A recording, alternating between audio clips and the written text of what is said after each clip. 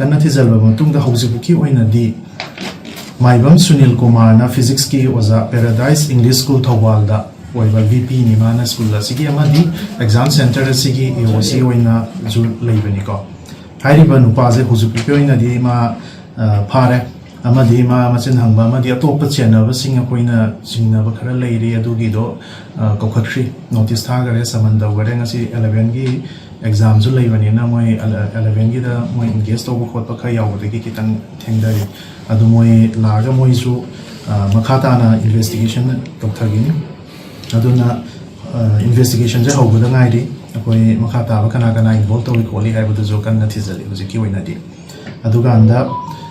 recently hujibukta question anirak suri ka lik oi je COHSEM gi amaga COHSEM gi amaga aduna aina mayamda appeal tawning badi satra gi punsi gi yengaga akoina oza sing exam da yawriba oza sing adagi OC EOC amadi SO mayamna